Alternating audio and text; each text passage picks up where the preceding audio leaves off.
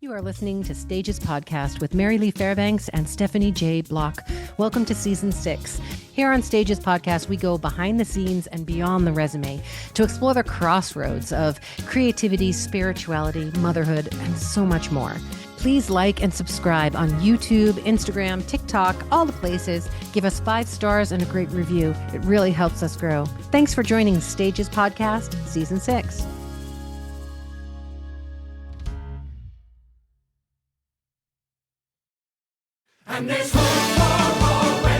Schmigadoon is not only the best reviewed new musical of the season, it is nominated for 12 Tony Awards, including Best Musical. The New York Times Critics' Pick has everyone singing its praises.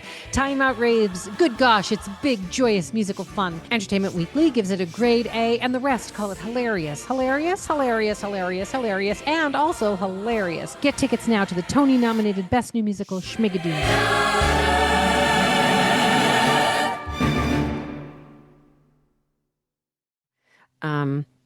But the beauty of it is, man, it is so, we did truffle farming. So we would look for the truffles, right? With these Labradors that would dig and we'd find them. And then you'd go right pigs inside. That found those truffles. There are 2 kinds. So you can train a dog or you can train the pigs. And this particular farmers, most of them in the south of France, they want to live with their dogs, right? They love their dogs. So and then you just go in and they'd start shaving the truffles for you and then pour the truffle oil over the bread and you'd eat it right then and there. And you're just like, this feels holy. I love every bite.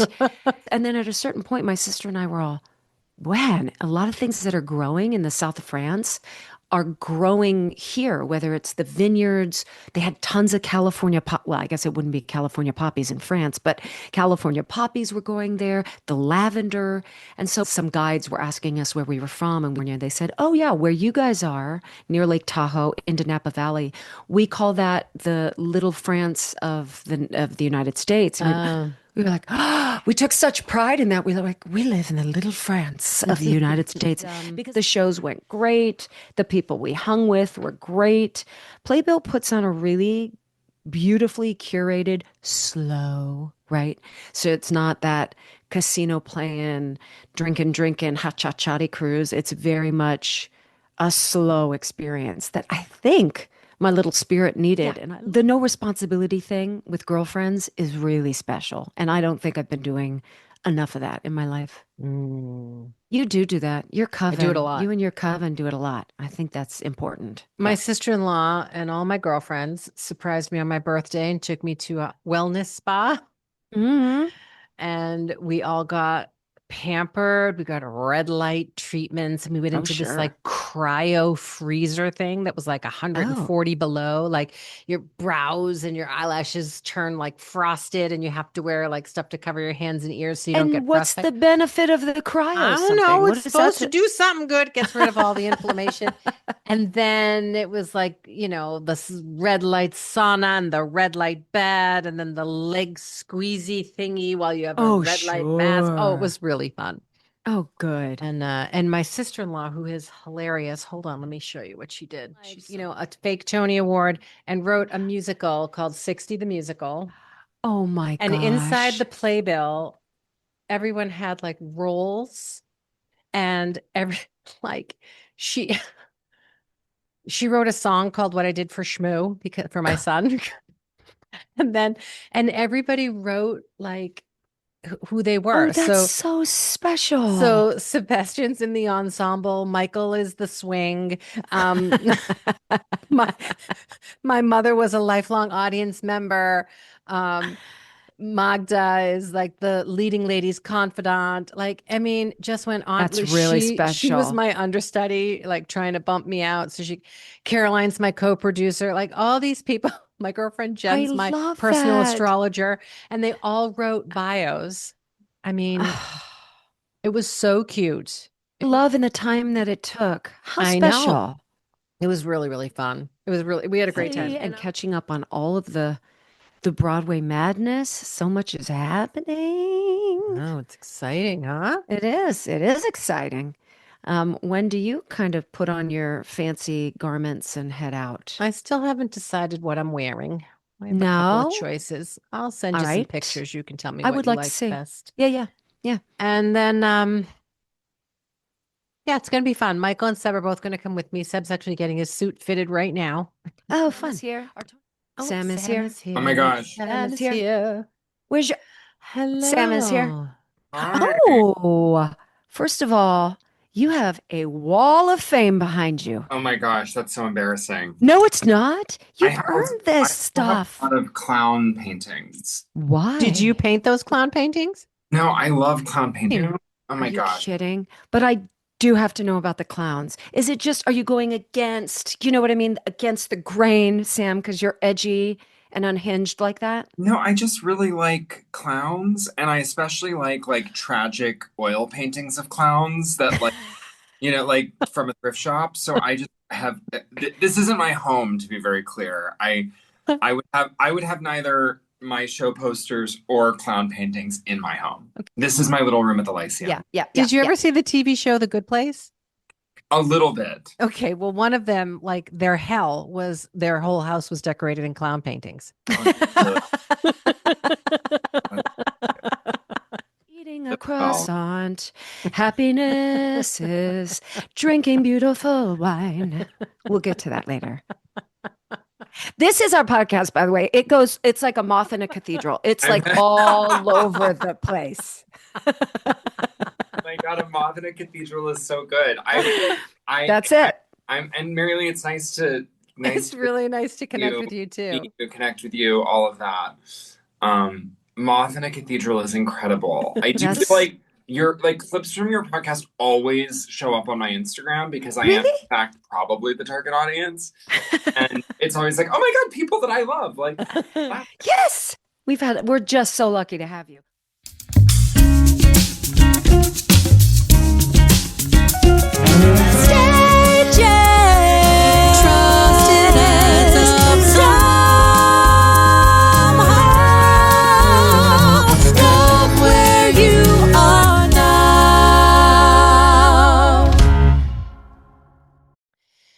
Today's guest is a theater worker, a risk taker, and a rule breaker. Sam Pinkleton is a director and choreographer whose work pushes the boundaries of traditional staging.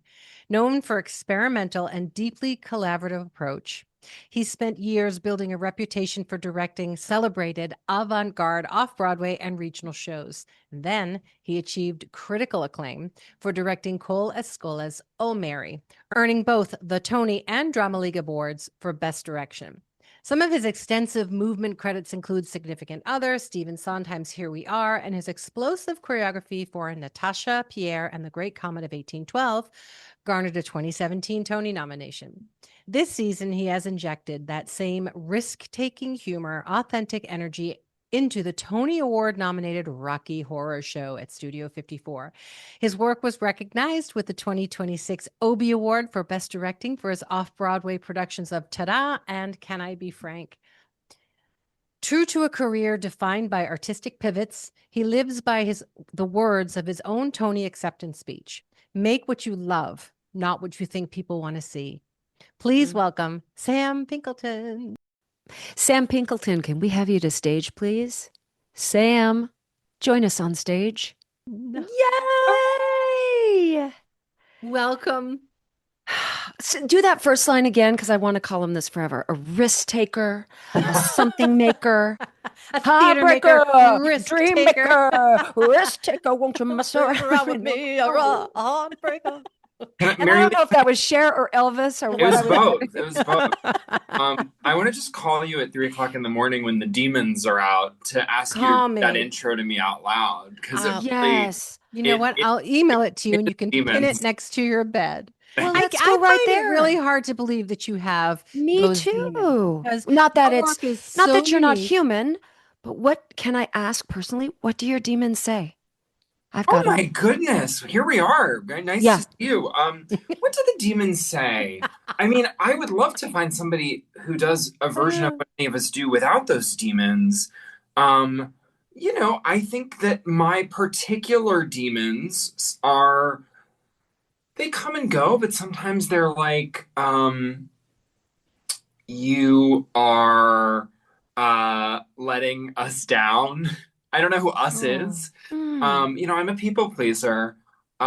I think sometimes the demons are like, you don't belong here. Definitely sometimes the demons are like, go back to Brooklyn where you belong, you dumb gay guy. As I'm like, like making a Broadway musical. But like, and I feel like I've had enough therapy and I enjoy what I do enough. I really, really enjoy what I do that I'm able to be like, hey, demons, pull up a chair, diva. Like, Yeah. I'm not gonna say that you don't exist, but we are Right. gonna exist together. And Right. Yeah. Here's a red clown nose and a hat. You A feeling serious now? I don't Yeah. think so, that's demons. 1,000%. Well, I But think the more you try to push those things away, the harder they fight back. So I think pulling a chair up to the table and inviting them into the conversation, going, thanks for the input. Not going to really take that for now. Totally. I think it's better off. And they You're also better off. remind me that I care, Yes, It's right. like, You're not oh, complacent about what you're doing at all. Yeah. So Yeah. I welcome it. But what I love about you too, I didn't realize this, that you started school for musical theater, but then you shifted in musical theater to do a directing program. And I don't know a lot of I know a lot of directors that studied acting and wanted to be on stage. And then later in their lives, they figured out, oh no, here's my skill set, or I'm better doing this. How did you recognize that at such a young age? Because when you're in an MT program, sometimes it's so saturated that you can't find another path out, but you did. Totally. It was I would say there were a few things. There was always this like tiny little hum in me that wanted to be a director and a choreographer. I always had a kind of lust for facilitation and leadership. But I didn't know that could be a job. Like, I'm from Hopewell, Virginia. The fact that we do any of this was like not even in the picture for me growing up. So I didn't know that you could like study directing.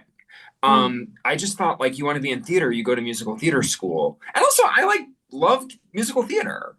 And So did you go to the theater a lot when you were a kid? Did your parents get you into theaters, or was it just sitting at home watching the Tony Awards and trying to watch whatever you could on it was definitely PBS? sitting at home and watching The Wizard of Oz every day. That's healthy. Every day. I want to hug you That's so healthy. hard I right watched it now. every day for Oh like my 10 gosh. years, you guys. Yeah, that was my friend. I will say I have amazingly still have an incredible grandmother who from like a very early age was like we participate in culture. Like we go to museums, we go to the theater. She Yeah. took me to the theater, she took me to the community theater, she like drove me an hour to the city where the national tours were. So it was definitely a thing that I saw and loved. And I was able to fall in love with theater as a child, despite living in a place that's kind of maybe a little surprising. Yeah. Is she a grandma, a nana, a mima, a nona? Well, I'm Greek, so She's an a yaya. oma. Oh, she's a yaya. Of Yeah. course. Is Yeah. Yaya so proud of you? She is. She totally is. I mean, I think, there's so much about show business, and I think particularly what I do, that if you're not in it, it's like, wait, what is it? Are you, Yeah. like there were many years where like I was like, I did a show, and they're like, but who are you in it? And I'm like, let's not get into it. Yeah. But My mom still is like, she can't believe I wasn't on Friends. I was like, Mom, totally. that's not how it works. But I'll say, like, I mean, and I think Stephanie, I assume we share this way, like there was definitely a thing about winning a Tony Oh, yeah. that for those for like my family back home was like, oh, maybe Yeah. it isn't a phase. Yeah. Like that's so that was in some ways like the coolest part of that, actually, was like it signaled that perhaps I'm serious about this crazy thing that I've been doing for a really long time, often for absolutely no money at all. Oh my gosh. All the while, in the grand scheme of things, there's only been 79 people in the existence of theater to win Best Director. Like 79 Yeah. people. I didn't know that. That's so wild. Isn't that wild? That's You're one of that. That's a pantheon, my friend. Thank you, my friend. Oh my gosh. Okay. I feel better than I felt in days. So Oh my gosh. Oh, good. Stages Podcast will be right back after a word from our sponsor.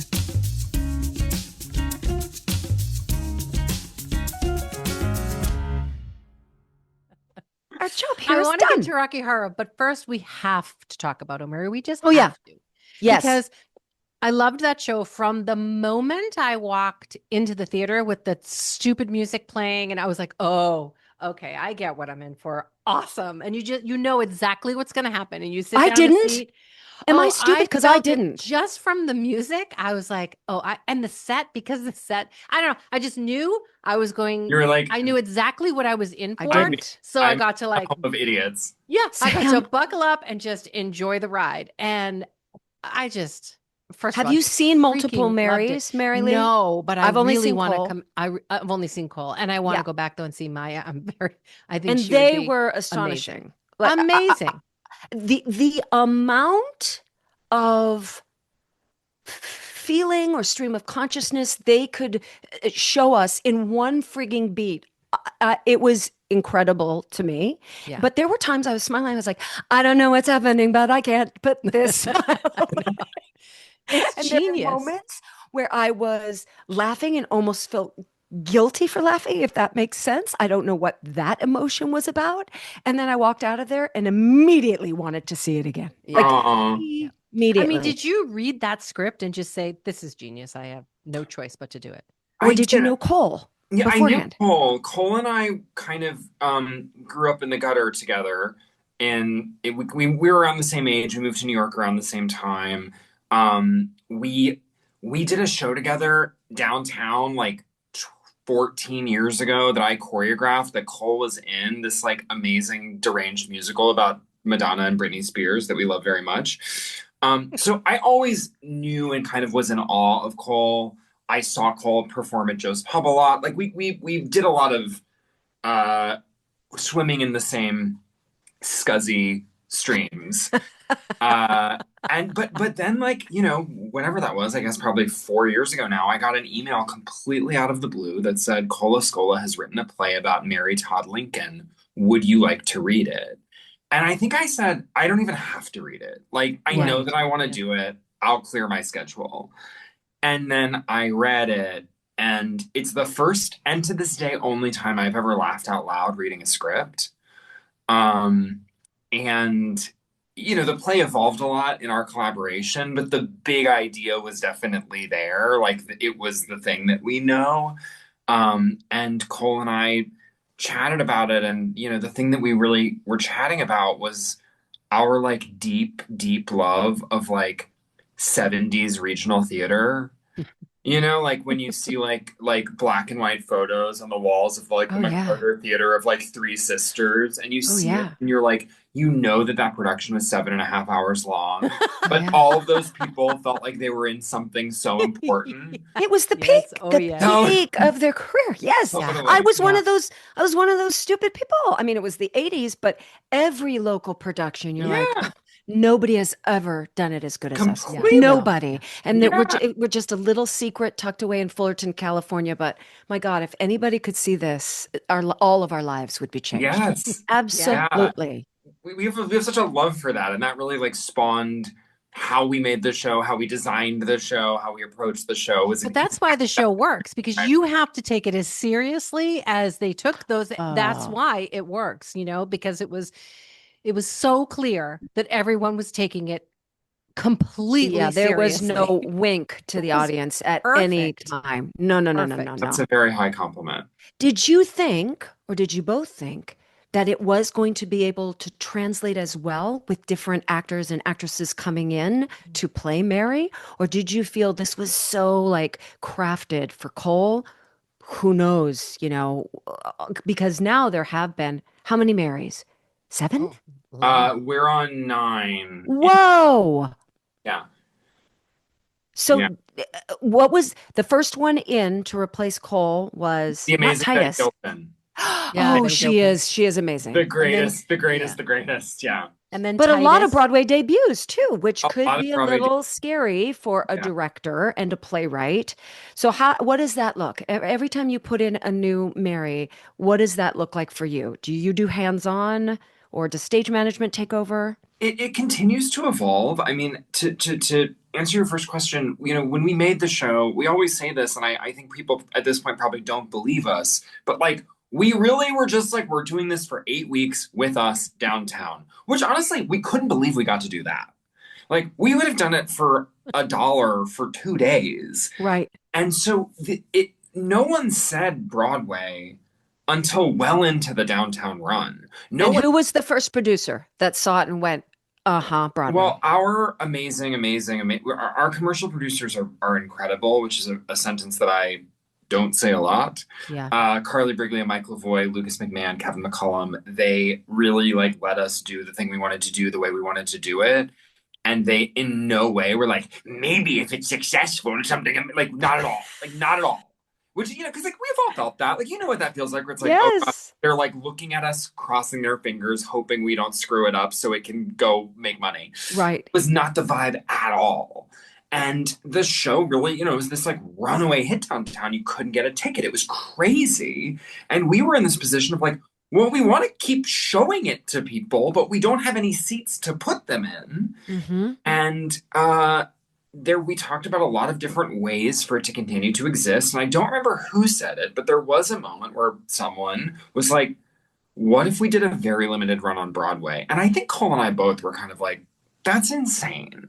Like, that's insane. And let's just name it. It's greedy. Like, no. Like, we can't bring our like dumb gay play where somebody drinks their own vomit to the place where like Aladdin is playing. Can I ask, did it feel like Broadway was not artsy, fartsy, edgy enough? No, I mean, listen, like we both love Broadway. Like I made a lot of my career on Broadway. It just felt like when we were downtown, like it really felt like a downtown show. Like it just felt like it felt like pushing the envelope just 1 inch too far is what it probably felt like. And also honestly, like I hate to be like, aw shucks, because that energy is often disingenuous, but I genuinely was like, who's gonna come? Like it's so many Everyone. seats. Who's gonna come? And, I think in some ways the reason that we were like, okay, it'll be fine was like, it was a limited run in the summer. Like some gay people will come, it'll be fine. I did see a clip when Cole was on stage downtown announcing that it was going to Broadway. And they said, just to be clear, I think this is a huge mistake. I really love them. I've never met them, but I feel like they're kind of a mad genius. They are a mad genius. Yeah. And they're like a very kind, hardworking person, which is the best. Because if you're going to be in like a long-term relationship, it's better if it's with someone with a good heart. Yeah. But we didn't, I mean, when we moved to Broadway, we weren't like, and then somebody else will play the part. Like that came into the equation very late. And we all were like, how's this going to go? I mean, we always had the amazing Hannah Solo, the understudy, who went on to play the part, who's a genius. But we didn't conceive it thinking that other people would play it. And I think maybe I got to this before Cole did. I would be curious how they answer it. But definitely there came a moment in the process where I was like, wait a second, this is just a good play. Like, it is. It's a good play and a good part. Right. And I started to imagine, my mother-in-law is very active in her community theater in West Lafayette, Indiana. And I was like, my mother-in-law could be in this, in her community theater. Yeah. So suddenly I was like, wait, because I think when we started making, we were like, this is a crazy downtown thing. I was like, actually, it's just a play. It's actually very old-fashioned. Right. And I think once we started thinking of it as like, oh, it's a well-written, I think hopefully well-directed play with very good structure around it, it can hold anything. And it is now in the UK, and you can go on tour, and it's breaking box office records with, hold on. Who's your dream Mary? Who's your dream Mary? Oh my goodness. Big. I mean, every time I say a dream Mary, it ends up being somebody who does it. Like Maya Rudolph was my dream Mary. Meg Stalter has been my dream Mary. Oh my goodness. You know who my dream Mary was? Not to bring it down, Catherine O'Hara. Oh my God. Yeah. That I thought about Catherine O'Hara doing it forever. Oh my gosh. Yep. She might have said yes too. Bet you she would have for a limited time. There was a really amazing moment in rehearsal with Maya where I gave her some probably terrible note, and she just took a pause and she said, "What would Catherine O'Hara do?" I loved it so Yeah. And much. she didn't know the tidbit about you wanting to ever cast Catherine O'Hara. It I just don't came think out of I've ever nowhere. told anyone until right now. That's so interesting. Yeah. This is totally off the rails, you guys, but Meg Stalter coming in, right? And so I love hacks, and I've always thought Mm. that Hannah Einbender, is that the way you say her last name? Einbinder? Binder? Einbinder? Yeah. Einbinder? She always looks like Rachel Sussman to me. Don't you So think they are the she same person? totally looks like Rachel Sussman. Yes. Every time I watch the series, I'm like, that's Yes. Rachel. That's Rachel When the Sussman. Rachel Sussman Lifetime limited series drops, get Hannah Einbinder. We know who to Yes, cast. completely. Is she on your producing team? Has she ever produced something that you've done? No, but I love her. I know. I She's love her and I smart. admire her, and I especially love that she brought Liberation to Broadway, which I love so deeply. Yes. Oh man. Yeah, that Yeah, was a okay, great sorry. play That was a too, left turn, Liberation. but I was trying to connect the dots and I was like, I was just watching Hacks and boy does she remind me of Rachel. Totally. Well, let's connect now to Rachel. Let's talk about Rachel Chafkin. Yes. How did she know you? So when she's staging and putting together Comet of 1812, legend has it was just a phone call and she's like, "Can you expand this for me? Can you stage some things for me?" What's your relationship with her? There is like, unfortunately, a kind of NYU downtown Uh, theater the mafia network. of Yeah. a certain group, a certain generation of directors. So I've known Rachel forever. I've looked up to Rachel forever. I love her. And I saw Great Comet at Ars Nova and like loved it and admired it and had a great time and drank too much vodka and that was that. And then I think I actually ran into her somewhere. And it was very much kind of at the beginning of my like career, where I was like, I don't know if I'm a choreographer or a director. I just want to work. And she was like, hey, we're like gonna do Great Comet again, and it's gonna be a little bigger. And I think there might need to be like a tiny bit of movement. Like, would you want to talk about coming in? And I was like, of course. But it was very low impact. Like the ask was very low impact. Okay. And then over the next 3, 4 years, however long it was, we did 4 different productions of it that went from like 12 people to 20 people to Yeah. that I saw it ended. in the tent. What version was that when it was kind of downtown in a tent? That was the first version that I did. Okay. The second version ever. Okay. And then we went to ART and it got bigger. And then by the time we got to Broadway, it had 30 people in it. And like Yeah. dance breaks. And the show that was the show, like I loved making the Broadway version of the show. But from a staging point of view, it had almost no relationship to the first time I encountered it. It just, I mean, it was this incredible collaboration with Rachel of just kind of growing it and growing it and growing it and just trying to Yeah. stay honest to the root of it. Um, yeah. That's nice that you said that with the family tree. Now, did they continue that with the sort of family tree so we understood who all the characters were? And I Oh too yeah. drank a lot of vodka and meatballs. Did the Yeah. vodka and meatballs also carry into ART? This is so sad to say. I mean, first of all, thank you for asking about a show that I love so much that I don't talk about very often because I did Oh, it I so love long it. ago. Um, we had dumplings the whole way. There were dumplings on Broadway.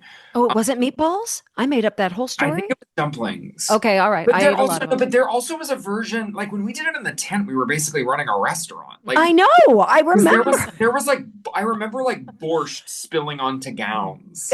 Oh no. Um Could so have been yeah, me. it was like a wild it would have been a wild experience no matter what, but it was an especially wild experience like to have towards the beginning of my career. Yeah.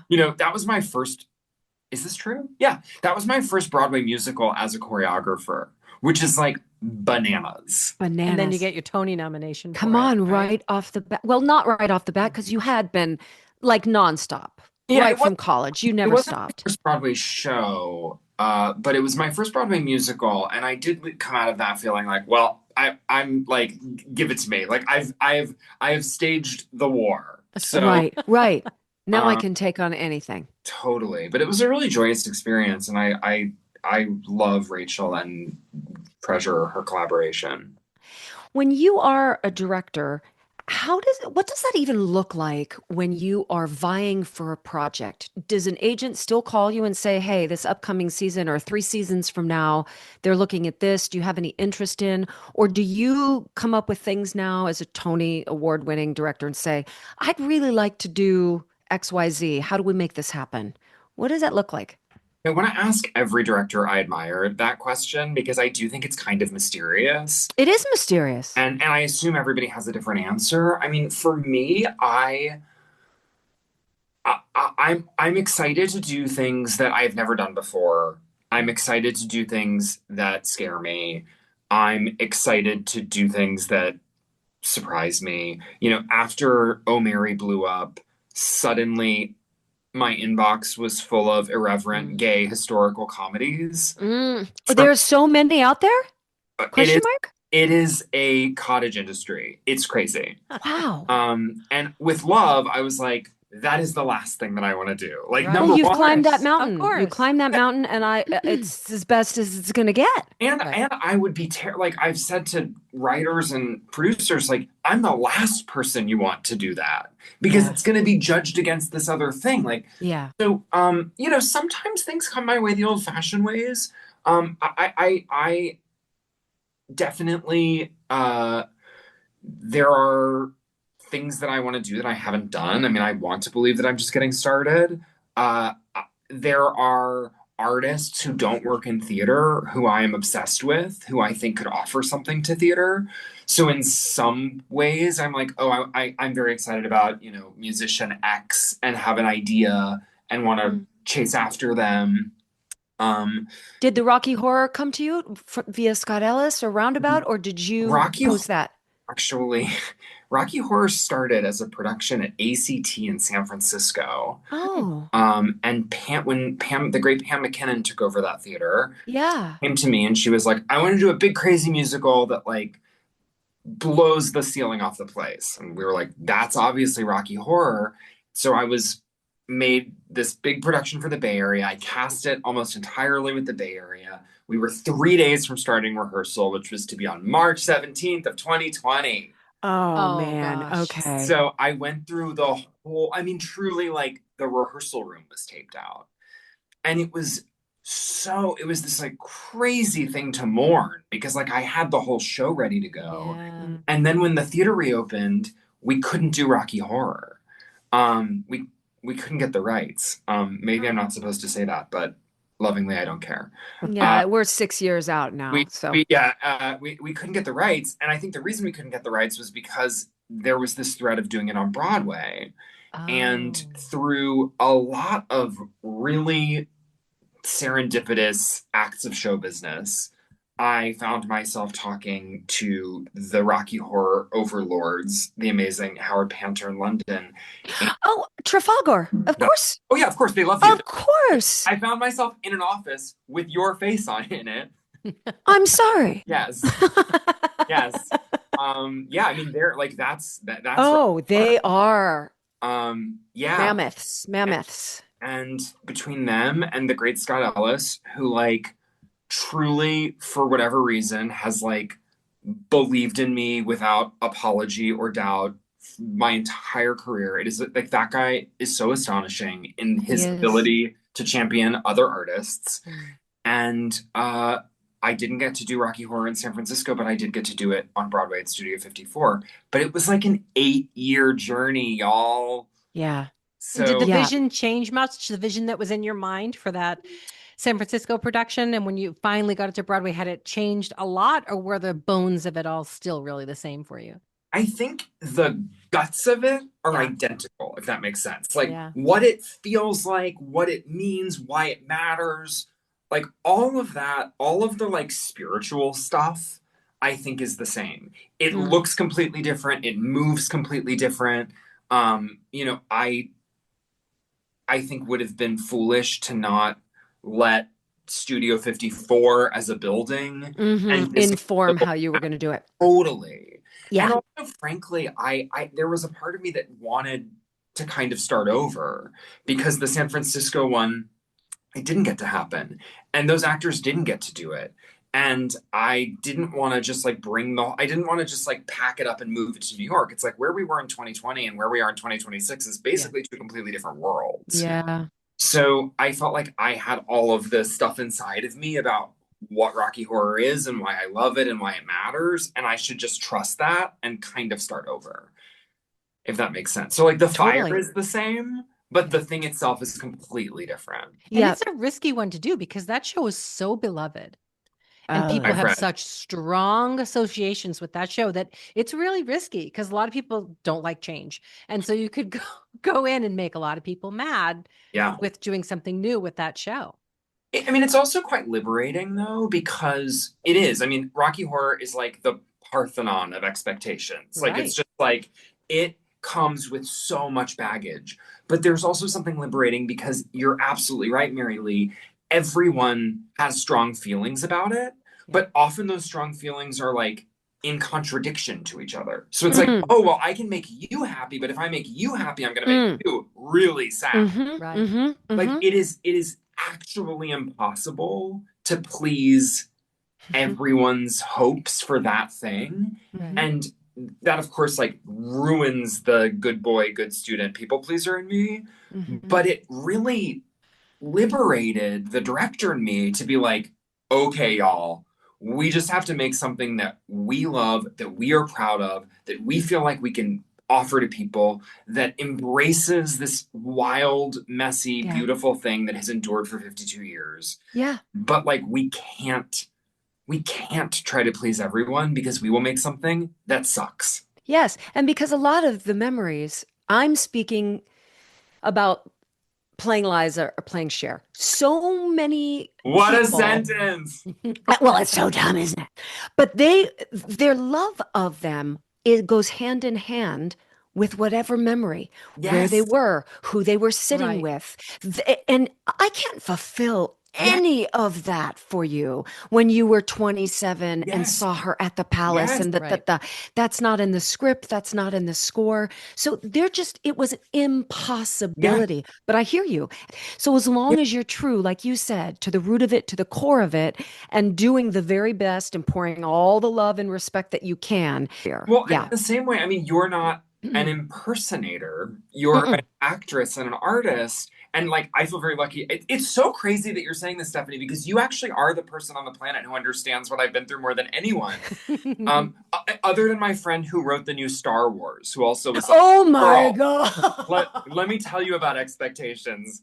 But you know, it's like it's the same thing. It's like if you got up there and just tried to hand them the thing they know, it would be the same thing as if I just tried to recreate the movie, which I could Yeah. never do as well as the movie does itself. Right. Which you could never do as well as watching a video of Liza. No, Right. never, never, never, And never. so the task becomes like honor the spirit and the essence and love it and offer something new. But it's wild. I mean,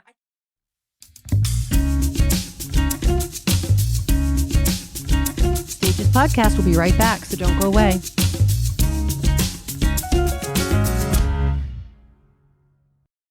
But the word that you're using is spirit, and that's exactly right. Like I have not had the privilege to see it yet because I live 3,000 miles away. But when I am late night scrolling and going, oh, Broadway, I remember you. But I would see the images, like the photos of your cast or, you know, what Studio 54 looks like. And the spirit there is like bouncing off the page. So when you came to rehearsal, how did you explain this design to people, what it needed to look like and feel like? yeah, I definitely wanted to not apologize for being on Broadway. I think there's a way that, you know, the Rocky Horror Show is not necessarily intuitive as like a Broadway musical. Like it's 13 people. It's like nasty and gnarly and has very jagged edges and doesn't always make sense. But I wanted to embrace the scale of doing it on Broadway without smoothing out the edges. Like I think a sure way to kill the material is if you try to make it too tidy, to make it too Broadway, for lack of a better phrase. So the puzzle in approaching the design was like, how do we use this massive palette, this incredible, beautiful room in Studio 54, which I know you've played. I love it. I love it. How do you make the person in the back row of the balcony feel as included in the experience as the person in the house seats? Yep. And how do you embrace that scale, but do it in a way that feels DIY, that feels punk, that feels handmade in a way? Yeah. So the amazing, amazing design collective Dots, who I work with a lot, they also designed Oh Mary. They we talked about like we wanted to make something really analog. Like there's no video in the show. There's not a lot of automation. We wanted that feeling like when you see a musical or when I saw a musical as a kid and there was like scenery, like yes, there's a big staircase. Yeah. And lumbering and painted and That's sort of what Schmigadoon did too. Schmigadoon brought all that stuff back to like the basics, which is really charming and wonderful to see again, because it's gone so far. Like something that like insists on being theater. Like all of these people came to this place to sit in a room with strangers. I do not want them to feel like they are at the movies. I do not want them to feel like they're experiencing something they could experience at home. Yeah. So that became about making something really tactile, making something really environmental. We've transformed the entire building, the bathrooms, the lobbies, the bars. It's a funhouse in there. Wow. And how do you keep them not singing along and doing the dance? Yeah, I was going to ask, are you having problems with people jumping in and throwing things and doing, because they've been sort of conditioned. They have been conditioned. That's what they're supposed to be doing. It's acceptable. Yeah, it's definitely, it comes with the territory. It's part of a culture. We love it. I definitely think it was, you can't do Rocky Horror without embracing some element of participation and frankly, some element of like anarchy. Right? Like, like, who knows what's going to happen?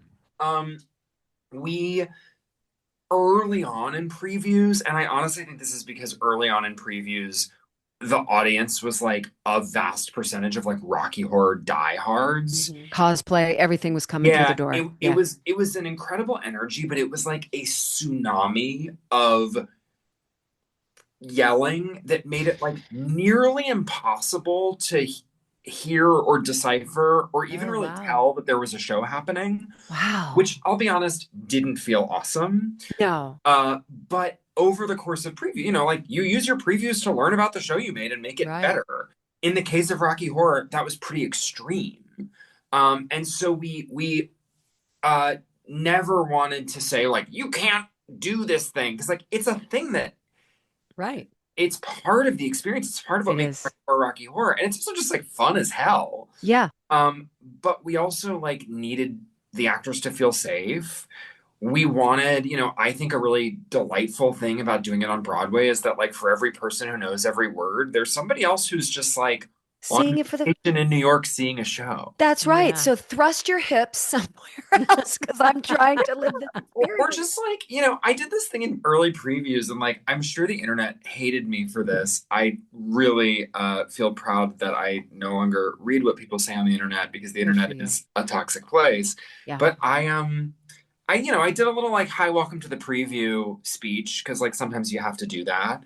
And I asked the audience to introduce themselves to the people sitting around them because I just think it's like, it's like my favorite part of going to church is like when you feel embarrassed and you have to like say hi to strangers. Yeah. But also I believe that if you put a face to the people around you, you're going to maybe not ruin their experience. And you can ruin somebody's experience by screaming along, but you also can ruin somebody's experience by shushing them. So in fact, I love the participation in Rocky Horror. And on the performances where there isn't much of it, I really feel like it's missing something. That's a delicate balance, brother. Totally. But I also I refuse to say this is not allowed. Similarly, I refuse to say, here's the 3 things that are acceptable, because then you just have an assignment and you're trying to get an A+. Yeah. I'm more interested in the really challenging, complex, juicy thing, which is like, what if we just thought about each other? What if we read the room? And sometimes that might mean that the room is like, oh my God, we're all yelling. This is so fun. Yes. And sometimes it might mean like, oh, I'm surrounded by people who are really trying to listen and I want to listen with them. But, nuance is not super popular in 2026, you guys. No, it is not. So that it's been a journey, but it's a really fun one, and it makes every show feel completely different. And the cast, I have to shout out our cast. They have really found the most incredible ways of playing with the audience of like whatever they throw at them. And Rachel Dratch is It's like genius. she's a genius, and like she's like it's like watching like an Olympic skater as she navigates and improvises and like adds all of these things depending on what the audience gives her. Because she breaks the fourth wall right away, right? She's talking directly to us. Yeah, so that's the invitation right there that we're in this together. Yeah. I have to again go left field because when I was in the south of France, I learned where read the room, where that term came from. Tell me this. What? Really? Yes. Back in the day, there would be anterooms before you would go into the bedroom of a marquis or whoever was running the township. And believe it or not, bedrooms served far more than just sleeping. They would have meetings in there. Peasants would come and, talk about livestock or complain. But there'd be an anteroom and you'd have to wait in the room. And every inch of that room would be painted. And whether you choose to have musical instruments or gods or flowers or whatever. So the people waiting in the anteroom before they would read the room. They would read the room. This is awesome. Isn't that great? Looking at every detail, and time would go a little faster for them. Yes. And depending on, there were different rooms. Some were more boring, some had less vibrant paint. And depending on your stature or if they cared for you or not, was the room that you would essentially wait in. Awesome. Wow. But isn't that fun? Yeah, I love knowing that little fact. So you used it and went, I'm going to sound right smart. I'm going to sound so smart. I love this moth in this cathedral. I like to think you're a bit of a moth in the cathedral too, because before it was announced, I was like, oh, I'm going to ask him because he's always sort of like beautifully punk and unhinged and freaky. Would he ever consider doing like a Annie, get your gun or a ka? And here we are with your good man, Charlie Brown. Yeah, I mean, I love musical theater, you guys. You're a nerd. I'm a total nerd. Yes. Well, welcome to the nerd platform. I'm a total nerd. And like, I fell into this not from seeing like avant-garde work. I like fell in love with this from seeing literally Annie Get Your Gun. Like, so, I was like a show tune kid. I was like driving when I was 16, like listening to Cast Out, listening to like Steel Pier. I'm so not cool, and I'm proudly not cool. And so I love musicals, and there's so many kind of so-called like traditional musicals that I'm obsessed with and would love to do, and like frankly would love to like. Sometimes people are like if I'm like, oh yeah, I'd love to do, insert traditional musical, and they're like, yeah, what would you do with it? Like, what are you gonna do with it? And I'm like, oh, I just would do it. Like, what am I like? I don't. Were they all supposed to have shaved heads? Like, I just want to direct the show. Like, it's When is that happening? I'm doing Your Good Man Charlie Brown at Encores at City Center in it goes up at the February? Beginning of February, yeah. February. Yeah. And it's the original 1967 version. Oh, 60th anniversary. So no Andrew Lippa new score. No. The gay people are going to take to the streets. They might. They're going to take to the streets. We're not doing philosophy. I just feel like I love what Andrew Lippa did with that show so much. And like, it doesn't get better than Chenoweth doing that song. No. So let's listen to that cast album and celebrate it. And we're going to do the original 1967 version. I mean, it doesn't get more analog than You're a Good Man, Charlie Brown. How many people in that whole cast? 8, 9? 6. You've got a lot of stage to fill with 6 people and 2-dimensional sets. Yeah, that's right. Oh, Sam, that's exciting though. I'm really excited about it. I'm really excited about it. It's a heartbreaker of a show. Yes, it is. I love that the old is new again and that analog is kind of making its way back again because it just feels, I don't know, maybe it's an age thing, because I just turned 60. So when I love the simplicity of some of the stuff that I'm seeing happening now, it makes me tender. really happy Well, because it's like getting back to basics and reminding us because we're so distracted all the time. And so sometimes when I sit in that theater seat, which to me also feels like church, I want to just be swept away in the feelings and falling in love with characters. That's and right. I don't need all the stuff right now. Like I just want to be here. And I love that feeling is coming back. And I think it's really good timing. We're living in a time where we're just constantly manipulated Yeah. by yeah, everything. that's right.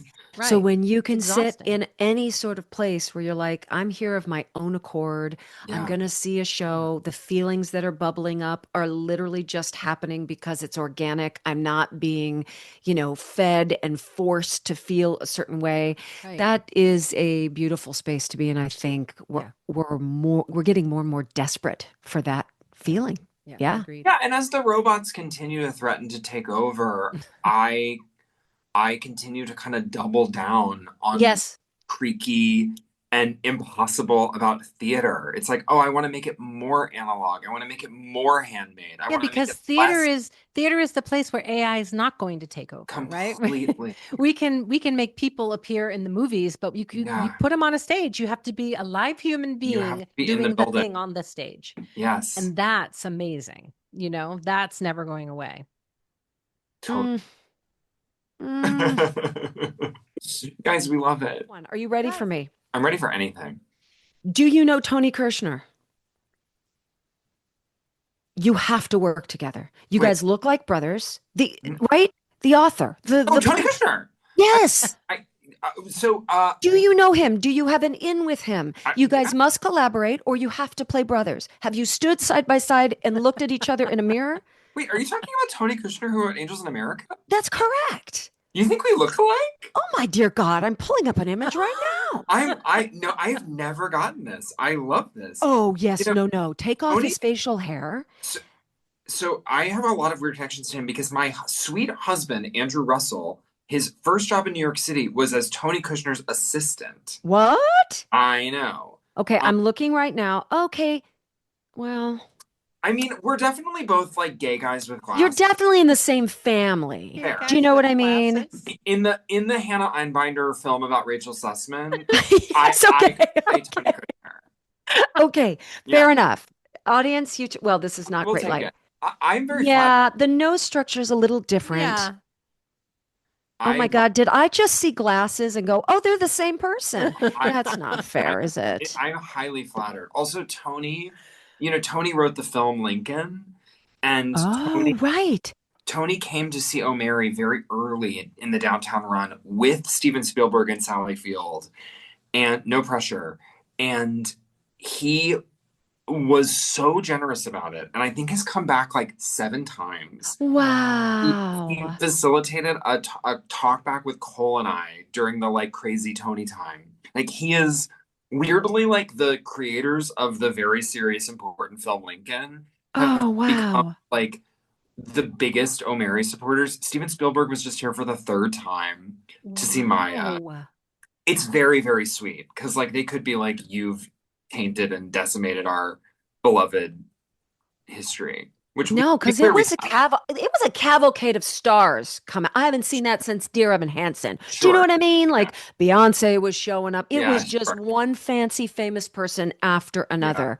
Yeah, sure. And also expressing their love for this sort of humor. I guess I'm going to go back to I did not know what to expect because it was kind of a brand of humor I could not define. It was you know what I mean? Yeah. I felt like I was seeing something brand spanking new that I was like. That's what I loved about it. I felt like it was turning. It was moving Broadway in a new direction and like melding Mm. it with something new and different and irreverent. And I think it's good for Broadway. Like that's a good thing for it to happen and to do For it sure.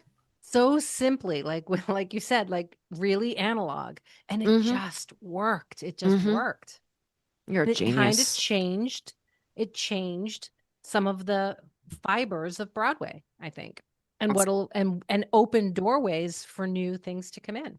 I certainly hope, more than anything, I hope that it has encouraged 27 other weirdo writer, director, Mhm. writers to allow themselves to think big. Yeah. Yes. So instead And of to saying that think they of, have to fit themselves into that mold, they're creating the mold, and Broadway is in expanding to embrace that mold. That's how well, it felt. easy. I mean, I saw a show last night, you guys. I'm so obsessed with the show. I just have to say the name of the show out loud because I love it so much and I want everyone to know about it. It's this musical called Whole. It's a Okay. two-person musical. If I told you what it was about, you would be like, Is it no, WHOLE it's or HOLE. HOLE? Okay. And if I told you what it was about, you'd be like, that's not real. And it's two people, they play all the parts. They're like standing at a table with like Foley props. Last night was last night. It's at Joe's Pub, but we are all going to be hearing about this musical for a long time. It is so filthy, but it also is like weirdly like a perfect book musical. And I thought, Wow. this is the kind of show that I think 3 years ago people would be like, well, that's a great show, but it can only be downtown. Right. And I saw the show and I was like, put that show at the Helen Hayes. Like that Wow. show should be seen by the masses. And I just hope that like we're living in a moment of bravery when it comes to celebrating risks. Cause that's like Yeah. how Oh Mary has happened the way that it has. Can I be real crass? What Give was it- the starting budget for O'Mary Downtown? Oh my, I actually don't know, but it was definitely under $1 million. Okay. And when it moved at the Lyceum, do you know what the weekly overhead sort of? I don't. Because it's gotten so It's out of control it's now that it's but like you want to remind producers really like critically great stuff, commercially great stuff can still be made for X Under number of dollars and yeah, tickets can still be affordable. yeah. Like this Our can still show's five happen. people on a couch. Yeah. Yeah. It doesn't. Well, I mean, because if we keep producing shows for 25, 28, 30 million dollars, the investors are never getting their money back, and those investors are never going to produce Broadway shows again. totally. So Mm, you're killing yourself. Well, I also, I mean, this interesting. this is a way that I really value my, I came up, I went to musical theater school, but I really came up through downtown theater. I came up through making things with like $50 and an IKEA bag. Yeah. That's Full time. right. That's right.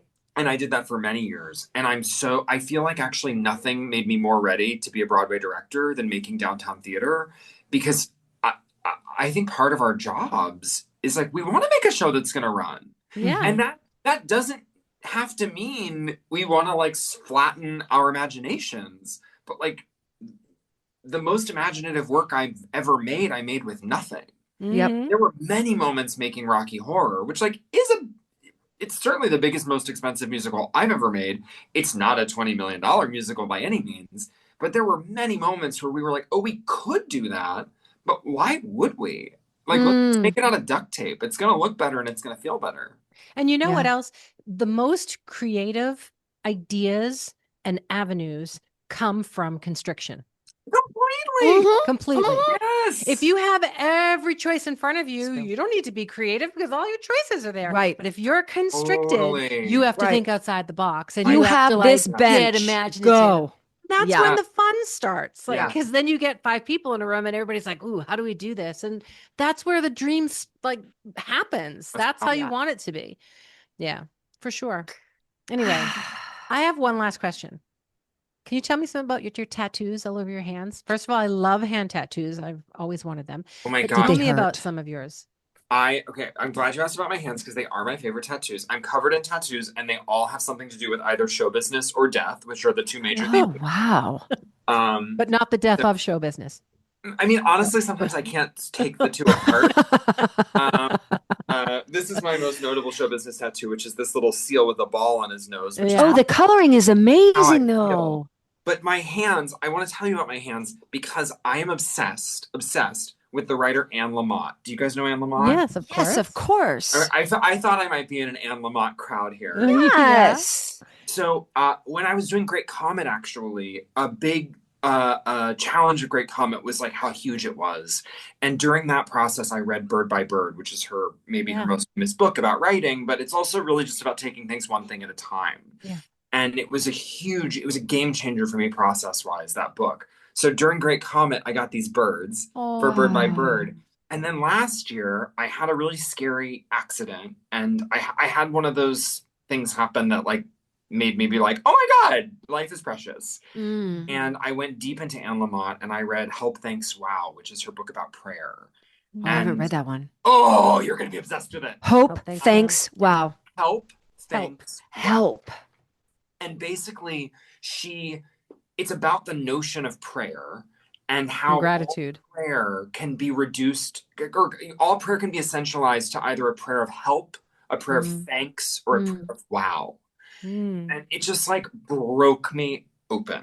Wow. And so now on my hands, I have help and thanks. Because I feel like I'm always referencing one or both of them. I love it. So, oh my gosh. I feel like my hands look like very punk rock, but like actually they're all just like dedicated to like a nice lefty Christian lady from the Bay Area. Who has dreads, her little gray dreads. Yes. But what are they, hearts on your fingers? Are they all hearts? The fingers are things that you would find in a slot machine. Okay. Yeah. Did it hurt like hell on your hands?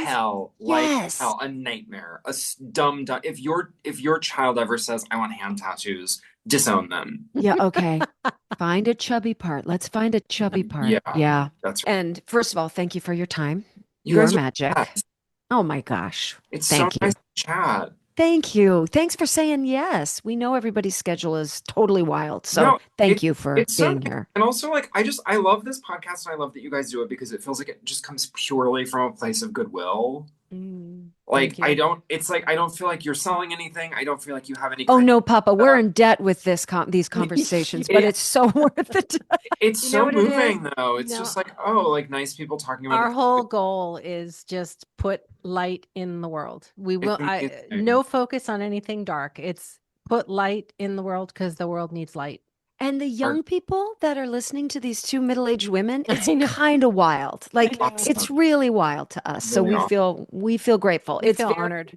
Help, thanks, wow. Very help, thanks, wow. Yeah. Are you both in California?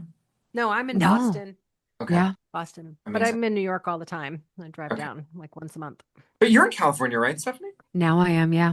Interesting chapter, but it seems truthful, if that makes sense. Total sense. Amazing. Seems truthful right now. Yeah. Those years with the little one go so fast that you have to focus because those are the shape years. And yeah. And I think you guys are doing a really wonderful thing. Yeah. But if you need a middle-aged Lucy, I still got those notes, baby.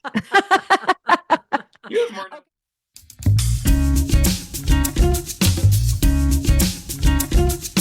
We'll be right back with the 5 questions, but first a word from our sponsor.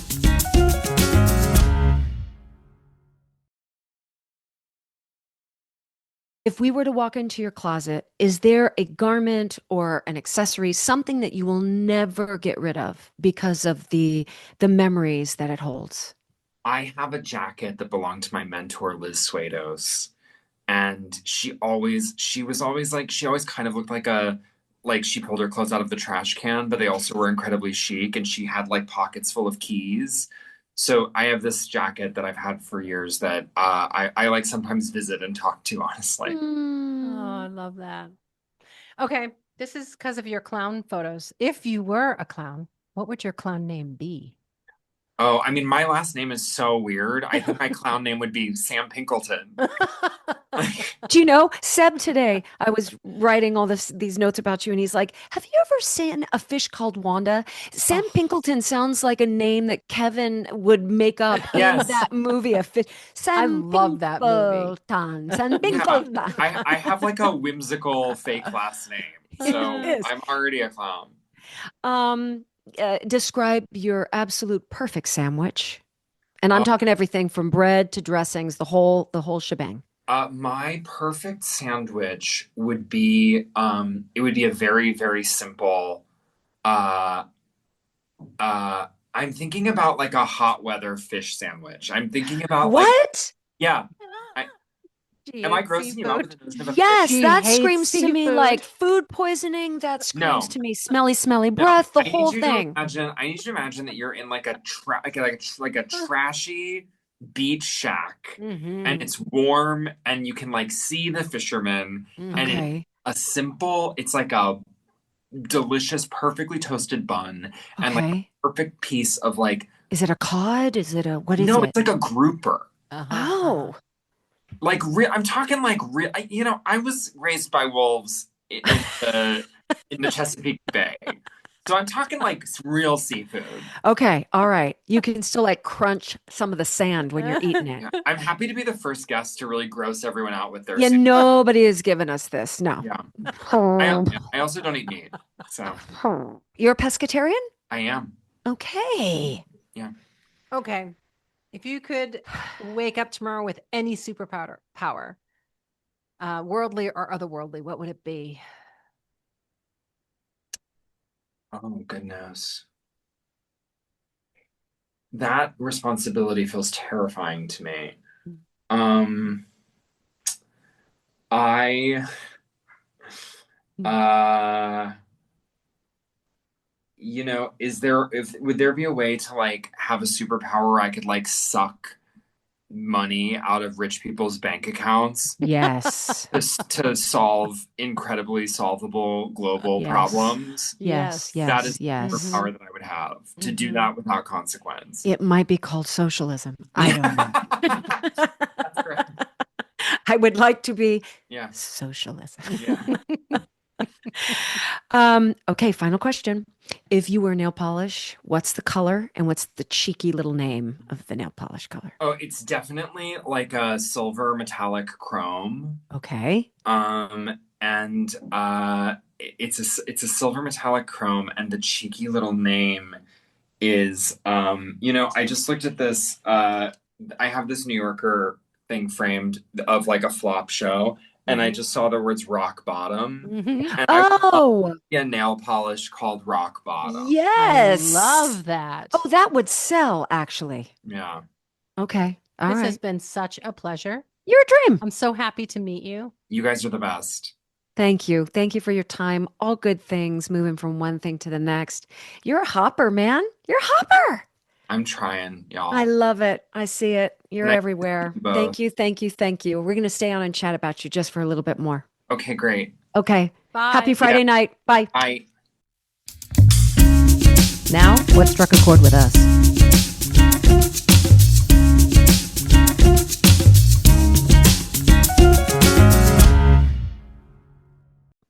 What a Smart. lovely guy. Smart. Oh, yeah. And I think he said it, right? There's something about being that workhorse, Yeah. you know, where he's done it all. He's done the downtown, he's done the regional, when you have just been of service to this industry for so long, Mm. you don't need all the bells and whistles and there's a beautiful humility to him. But I'm glad that he's getting these years in the sun, because you do see these building blocks and you're like, people are surprised by, where did you come from? Where did he come from? He's been working for 20 some years, like nonstop. Yeah. But, you know, the ones that only show up to the critics pick shows, if the New York Times says it's a critic pick and that's when they show up, then you think Sam Pinkleton is new to the scene, when that's not the case. That's Well, not the I case. also think like some of the sort of, downtown alternative kind of theater stuff, people who have never experienced it have an opinion about it, right? Or they think it's like something. And then that's what Old Mary did, which was it brought that feel uptown and stuck it into your face. And you were like, oh, this is fabulous, you know? So I think that's one of the wonderful outcomes of O'Mary getting moved uptown. Also because now everybody knows Cole Escola and Sam's name, and Yeah. But But pieces like that, for me, it was freeing, because it also I'm going to use the word allows, but it allows you to laugh at stuff. It allows you to be a little naughty. It allows Yeah. you to be, and so you There's a walk out of freedom. there just feeling like a bit of a different person because you're like, why do I feel so cool right now? Why did I get all those nasty jokes and laugh at it? Do you know what I mean?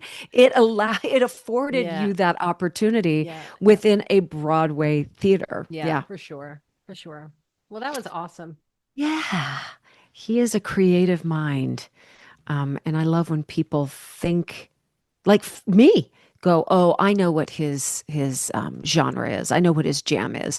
And then he's going to come and do something like as sweet and Charlie simple Brown. as You're a Good Man, Charlie Brown. So I'll Yeah. be so happy to see what And that there'll be lends a big itself to draw be. just to see what he does with it. Sure. too. Sure. Oh Just to gosh, see you that. I know, bet that's it's got to gonna be feel like an good. expectation though too, doesn't it? Yeah, I'm sure. But it's a fact, It is. Yeah. you know, and it'll also show the extent, the length of his creativity and Yeah. and The scope because, of what he yeah, can the do. scope. That's the word I was looking for. Yeah. Scope. Scope. All right. Thank you for this time. I really like him. I wish I him do all good too. things. All right. I love you. I love you too. Bye. Stages podcast is produced by Mary Lee Fairbanks and Stephanie J. Block. You can find us wherever you listen to your podcasts. Join us on social media pages or sign up for the mailing list at stagespodcast.net. That is also where you will find Stages swag. If you enjoyed this podcast, please share and rate and review the show. It really helps us grow. Big thank you to Noah Kaiserman and Garrett Healy for the original music, and Allison Arns, who has been with us since day one. See you soon.